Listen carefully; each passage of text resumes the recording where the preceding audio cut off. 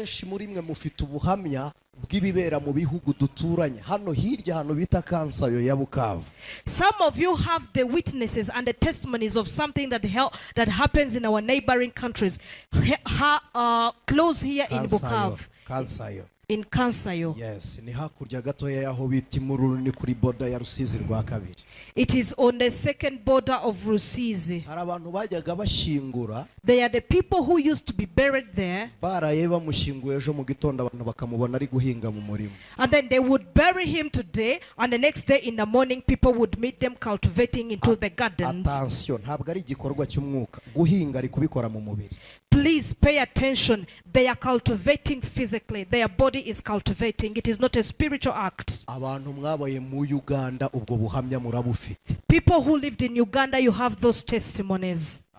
Nuko abantu mu biceceka ariko muza abantu bakoreshwa uburetwa mu isi y'umwuka bakabukora mu mubiri barabaye amapanje rimwe na rimwe bakamutwara umwuka tukagira ngo yapfuye twe tugashyingura tukivayo umurambo mukawubura mumva umuntu akajya gukoreshwa uburetwa. Some of you, it is because you can't say it, but you know all of those testimonies. They will take the breath of somebody and will go to the burial. We bury somebody thinking they are dead, but then again that person have been stolen of their bread. In the next morning, they are working as a slave to other people's. There is no single person in life ushobora kubaho mu buryo atagirwaho ingaruka mu bice bibiri mu buryo bw'umwuka n'umubiri. Everybody who lives, they will have impacts or effects in two ways, in the spiritual dimension and in the physical dimension. Ibi ngibi iyo tubibwira abakristo barikanga rimwe na rimwe bakanga no kubyumva kuko tuvuze ibyo mu isi y'umwijima ariko mukabaho mutunzwe n'amasezerano yo mu isi y'umwuka nkibaza hose ko ari mu mwuka kuki mutabyumva ngo mumenye uko murwara. When we tell you Christians, some of you are so scared and you do not want to listen to those things and you do not want to listen to the spiritual battles of the Spirit. Instead, you want to live by the covenants and the promises of the Spirit. And I'm wondering, why don't you grasp all of it and you should know how you should fight for your lives? Now, whatever the Lord have spoke to you with, where has He kept? Where do you think it is kept? It is kept in the spiritual dimension. Now, that problem you have, where is it kept? If it was you, you are going to say that it is kept in me. If it was new and you know the room where that problem was kept, you would get it out and throw it away. Now, why don't you want to listen to that as well? All of it is in your place, is in your spaces. All of it is in your households. When they tell you they have bewitched you into the oceans, have you ever lived in the oceans? They bewitched you there. Do you imagine that when they bind somebody and they're not capable of having a wedding, where do you think their marriage have went? Where is it?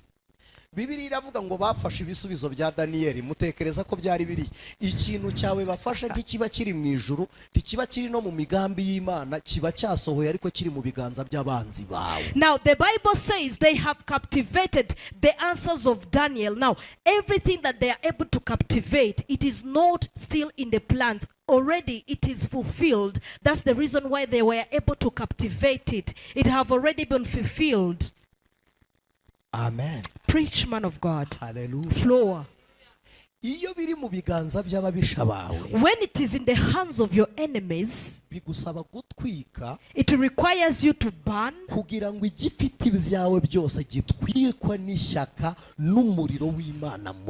that everything that is holding or that is captivating your belongings will be burnt by the courage and the fire of the Lord.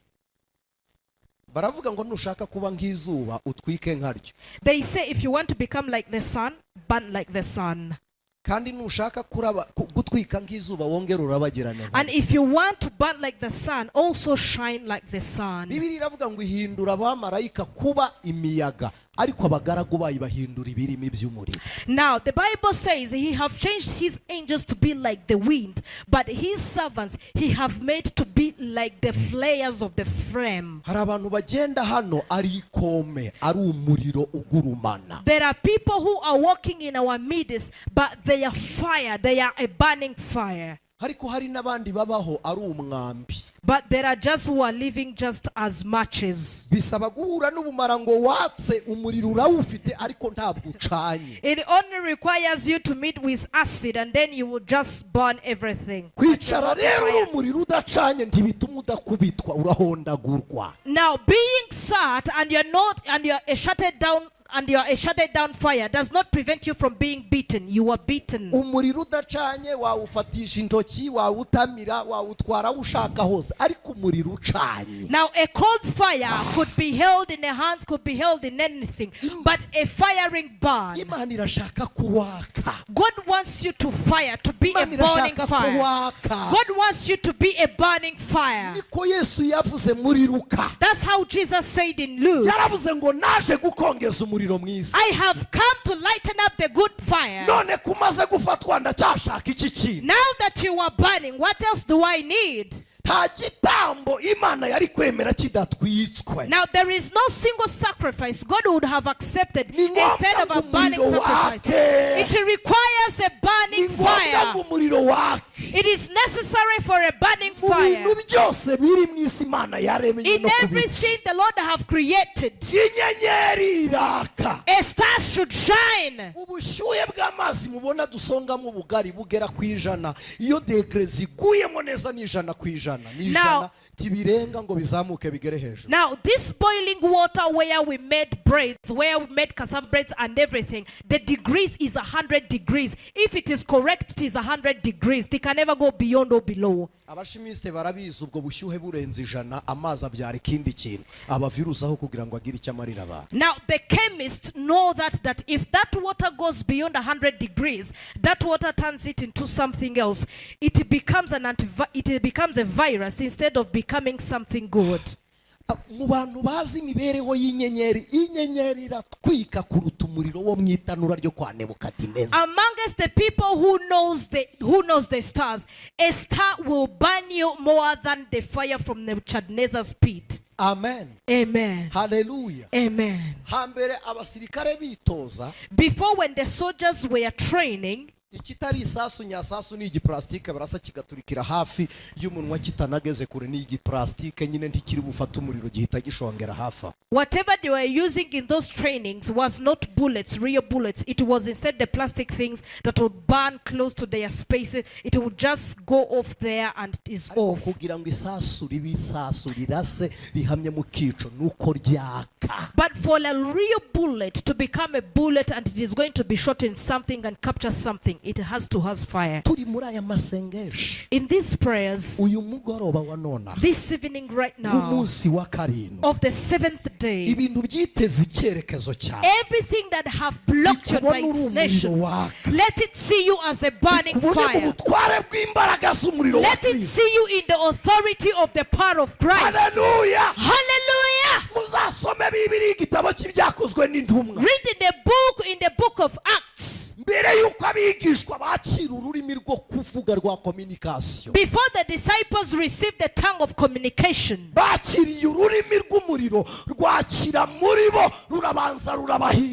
they received the tongue of fire and it was firing into their bodies and have changed and turned them first. As soon as they received fire, they were created anew. Now the cold Christians, the Bible in the Revelations of John, the Bible hates them. If they are in the middle, they are not allowed. He said, boil. Boil, become hot. Do not be in the middle temperature. Just be hot. Hallelujah. Now the arrangement way umuntu bashaka kurutsa mu buryo bwa ranjoma bafata utuzi tuvanze n'akazuyaze bagashyiramo umunyu. Somebody they want to bring back or to vomit, they just give you room temperature water and you just vomit and get everything out. You know, the room temperature water will not stay in your stomach, it will just come out. There are some people who have room temperature salvation, it is just in the middle. Umuntu ufite imbeho ntabwo kamutwika ahubwo iyo agakandagiye marasusuruka akumva arishimye. Now somebody who are sinful, when they are sinful, and they step into the room temperature water, it doesn't burn them. They feel so comfortable. Hari abantu Satani abyinira mu byabo akumva arasusurutse. There are some people whom the devil will just dance into your belongings and he will feel comfortable. Nakazuyaze. It is room temperature water. Dancing into your prayers, it is okay for him because you're room temperature water. For a wish to come and cross into your place, it is okay because you are middle temperature. And one thought,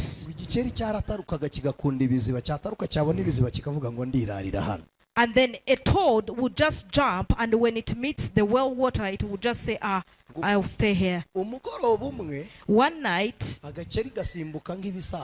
then the frog jumped as usual, and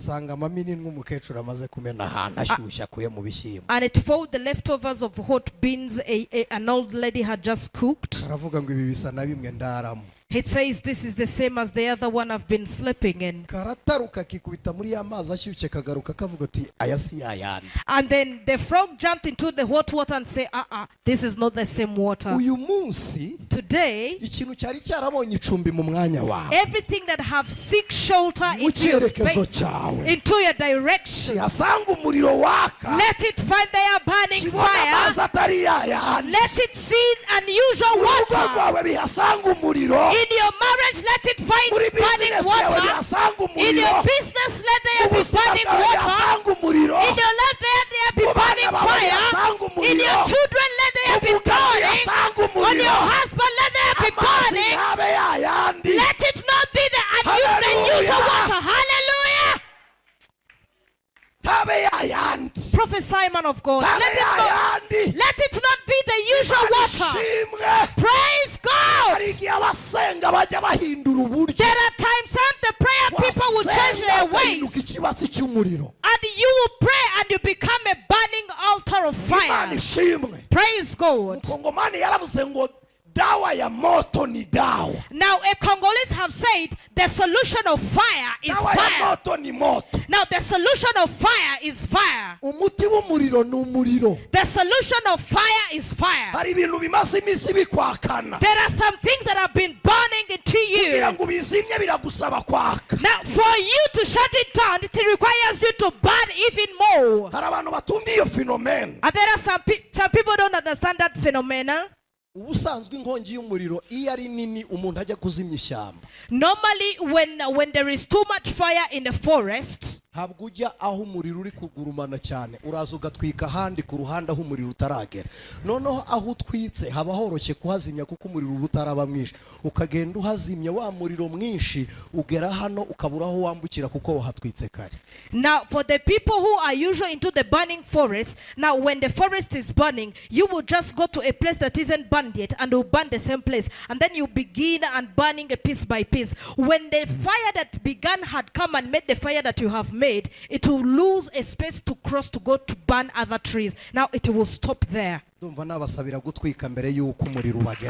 feel I can ask you to burn before the fire comes to you. Amen. Amen. Praise God. May God turn you into fire before the fire burns against you. butwara direction, butwara icyerekezo cy'umuntu, nicyo mwita karande. Icyerekezo cyawe kiba cyaragiye ukabaho mu buzima abandi bagennye kubaho kandi mwisi ya Satani. Now the first thing that will steal and shut down your star is what is called witchcraft. That is what you call yokeness. Now some people years ago, they have stolen your star and have bound it and have shut it down, and you're fighting against it. kandi ikintu gitangaje And what is so amazing, uretse umuvumo wakujyaho umaze kuvuka ariko karande umuntu avuka yisanga. now apart from the curse that you could have after you were born, but when you get born, you find the yokenesses there. kugira ngo inyenyeri yawe itwikirwe nababwiye ngo hari abayicana bamenya amaraso. Niyo mpamvu mubona isi ihoramwe intambara n'ibiki, abantu bazi ibyo bungukira mu ntambara bo barabizi. Now, for your star to be shut down, there should be spilled blood. That's the reason why there is always wars into the world. People knows what they benefit from spilling people's blood. Ese mwari muzi ko ari umurage Isaka yahaye Yakobo? Yaramubwiye ngo nukoresha inkota yawe ukagoma niho uzabona umugisha. Bivuze ngo mu gihe utabaye umugome ntuzigera ubona umugisha. Now, can you imagine all the blessings Esau got? He was told by his father that for you to receive a blessing, you have to make sure that you have to use your sword. You have to kill some things. Now, you cannot receive blessings until you become a bitter and bad person. Muraza kunyemerera dukonkiriwe dusoreze hafi. Please, you will allow me. Let's conclude and stop Abantu from mwese there. muri kunyumva ariko ntimuri kumva ijwi ryange risohotse ku munwa, riri kunyura muri mikrofone rikagenda rikanyura mu kantuze kari hariya, dushobora kukita izina dushaka receiver cyangwa ibiki bikaza bikaba connect hano mu mabavu. Now, most of you that are hearing to me, you are not hearing exactly my voice. It is a voice that is going through a microphone. The microphone is going through the speakers, and the speakers will bring back the voice to you. Ibintu byose mubona mu isi y'ikoranabuhanga bibaho no mu isi y'umwuka, nuko ikoranabuhanga tubirebesha amaso n'ubwenge bukabisobanukirwa, ariko n'uburyo bw'umwuka niko bikora. Now, everything you see in this world of technology, it also happens in the spiritual dimension. But in the spiritual dimension, we are not capable of seeing it, but it works the same. Izi mikoro zifite transmission yazo bashyira kuri mixer, hanyuma mixer bakaza kumiximiza ijwi rikaza kunyura muri bafre abantu bakumva umurimo waryo ukagerwaho iturutse hano. Ariko saha gusa hari akari hariya gacometse kuri mixer niyo bari buze guconnectinga ikaza gushyira hano mu bafre nayo ifite amasinga acometse hariya. Now, this microphone that I'm using, it has a transmission. The transmission will go and find some tools that are connected on the mixer. Then the mixer will bring back the voices to the microphone. Everything here is in its use. Kugira ngo iyi mikoro ikore ntabwo ibifitanye isano na bafre cyangwa mixer, nuko ifitanye isano n'icyo baconnectinze kuri mixer. Now, for this microphone to work, it doesn't have any relativity to the speaker. Instead, it has a relativity to what is connected on the mixer. Na Satani niko abigenza. That's the same way the devil does it. Iyo adafite umuntu wawe mufitanye isano, When he doesn't have somebody of your relative watanze icyerekezo cyanyu ku bapfumu, who have given your destination or your direction to the sorcerers, watanze amaraso yanyu ku bapfumu, watanze ibitambo ku bapfumu, who has given your blood, who have given a sacrifice to the sorcerers, ntabwo Satani ashobora kukubona. Umupfumu ntashobora kugushaka kuko nta connection yawe abona. the devil cannot find you, the devil cannot see you because they don't see your connection. Iyo adafite icyo kintu gituruka kuri mwene wanyu, atwara umwenda wawe, ifoto cyangwa se umusatsi. When they do not have that thing that comes from your descendants or from your generations, they will just take your clothes, they will take your hair, or they will take something that belongs to you. Ashaka kantu kari butume abona wowe wanyawe. They will just find something that will make them see the real you. Iyo amaze kukabona, After they get it, mu ikoranabuhanga rye afite aho agashyira agakonectinga ibyo avuze, communication n'abadayimoni bazerera mu isi bakabibona bakaza gushyira mu bikorwa imigambi ya Satani kuri wowe. and then in his technology, he has a way he's going to connect whatever he says and the communication of the demons that is on the planet. Then that connection will go and it comes to where you are. Niyo mpamvu That's the reason why Kristo a Christian, ategetswe gusenya igisekuru kiwaba atakiretse cyangwa atakivuyemo atanacyanze. they are commanded to break his generations, and it is not because you hate it or you disguise it. Niyo No. mpamvu dutegetswe That's the reason why we are commanded kuba ku gicaniro cya Kristo. To be on the altar of Christ. Niyo mpamvu dutegetswe. That's the reason why we are commanded. Kubyarwa na Yesu tukagira DNA ya Kristo, imitekerereze yacu igahinduka kugira ngo twicomokore kuri ya mixer. To be born again and connect ourselves to Christ, and our minds will change so that we disconnect ourselves to that mixer of the devil. Ubu biroroshye gutya ndi kuvuga umuntu uri hariya kuri tekinike, biroroshye guhita yicurangira indirimbo ijwi ryanjye akarimanura. Satana dukina uko abishaka iyo connection yacu ayifite. Now it is easy for somebody who is just there on the mixer to play some song and they would just make my voice nothing. Now the devil plays us as he wants when he has our connections. Ibintu biraho byoroshye yakora mu munota umwe gusa. There are things that are easy to do, he can just do in a single minute. Hanyuma ni ikintu cyoroshye. And it is also an easy thing. Ku muntu ucometse kuri Kristo Yesu. For somebody who is connected to Christ Jesus. Biroroshye ko ubuzima bwa Kristo Yesu. It is easy for the life of Christ. Biroroshye umuhanuzi guhanurira umuntu ucometse kuri Kristo ni nko kujya kuri mixer ifite amajwi ameze neza akazamurijwe. Kukuzamura mu ndera biroroshye kuko uri connected na Kristo Yesu. And now for a prophet to prophesy to you or to connect you with the covenants of Christ, it is easy. It is the same way of going in a mixer and they would just increase the voice for all of your things to come out. Hari umugabo witwa Yabesi. There is a man called Jabez. Yaravutse bamwita gahinda. When he was born, they called him sadness. Ariko agiye gusenga. But when he was about to pray, abwira Imana ngo imbago zanjye zigarukira ku izina rya data na mama, ariko wowe ndagusabye nyagurira imbago. He told the Lord that the Lord, my borders stops from the names of my mother and my father, but you, the Lord, I am asking you to expand my borders. Nyagurira imbago. Expand my borders. Imana yigeze yavugana nanjye. God once spoke to me.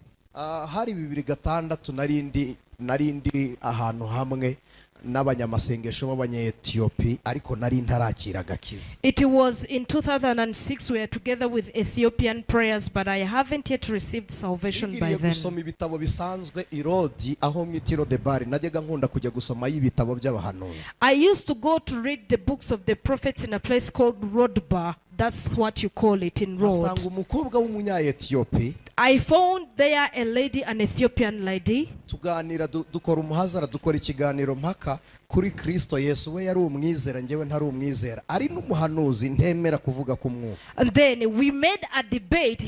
She was a believer. She believed in Jesus Christ and she was speaking about the belief and prophecy, but I was not a Christian and I did not believe in prophecy at all. Asanga umuhanuzi uri mu kirere kizima. Then I found there a prophet who was in a real realm of God. Arambwira ngo wowe Imana izagukoresha nuko wataye icyerekezo uzakoreramo. Then he told me that you, the Lord will use you. It is just that now you have left the direction you were supposed to work in.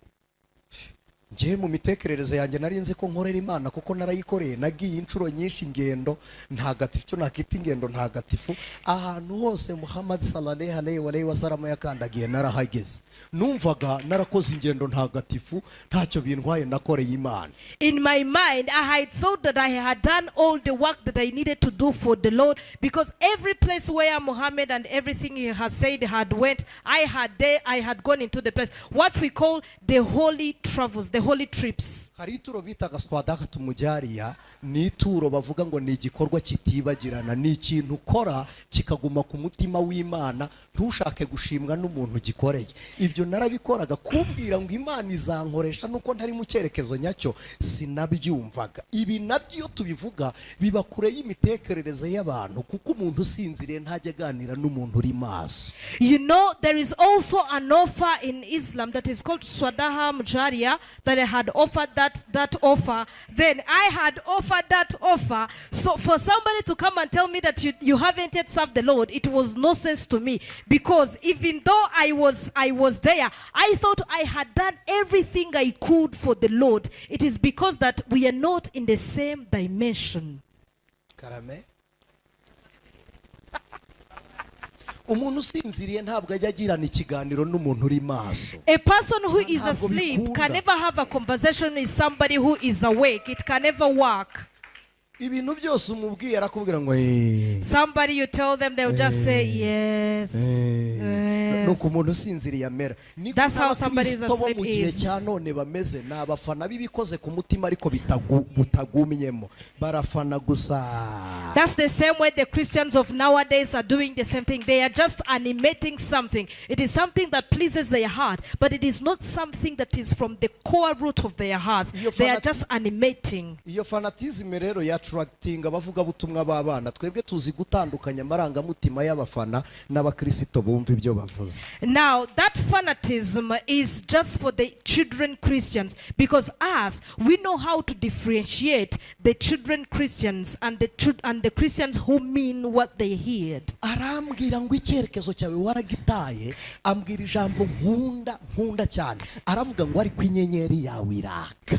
He told me that you have left your destination, but he told me a word that I really admire so much, but he told me that your star is lightened. Kugira ngo ngaruke mu cyerekezo cyawe. Now for me to come back into my destination, byasabye ko Yesu ahindura n'imitekerereze, hindura direction. Mva aho narebaga ndahareka, ndebaho Kristo avuze ngo reba hano. For me to come back into my direction, it required Jesus to change me. Then I turned my back to where I was going, and then I turned the direction and went into Christ's direction. Here there are some people who are doing what the Lord have created them to do. There are people who are walking in the ways the Lord have prepared that they should go.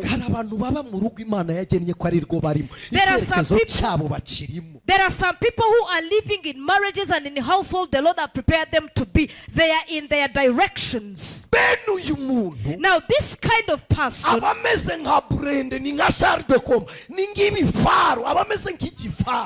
are like greater weapons for them to reach where God is taking them. They just destroy. They just destroy and get the way. This person doesn't go around the corners. No,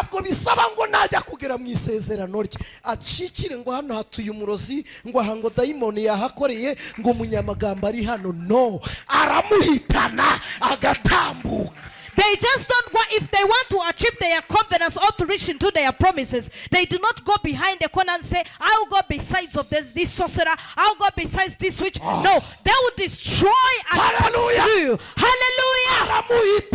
They will just destroy. Uzziah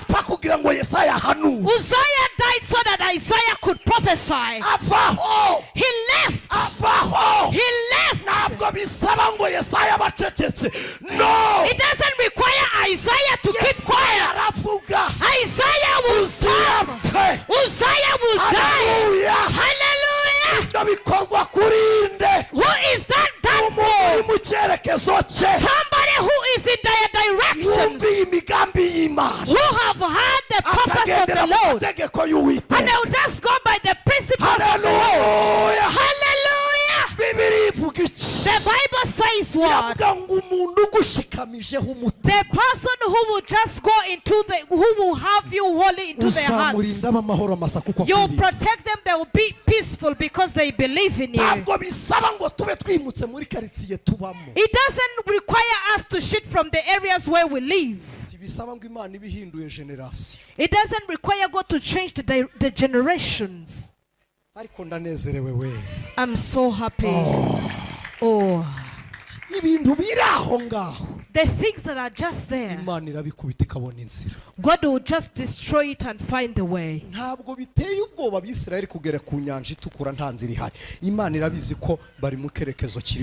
It doesn't scare the wilderness to be scared that on the way they won't find the way, because God knows that in the direction where they are, there is a way. There is a way you are not seeing, but that is the direction. You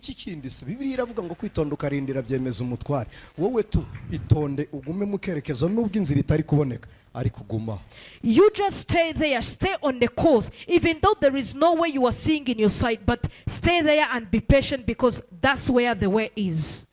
Amen. Amen. Amen. Amen. What does it require? kugira ngo ibyo bibe mwagize ngo bisaba iki? Now, for all of that to happen, what do you think requires? Reka dushimire Imana kubw'umushumba wacu. Let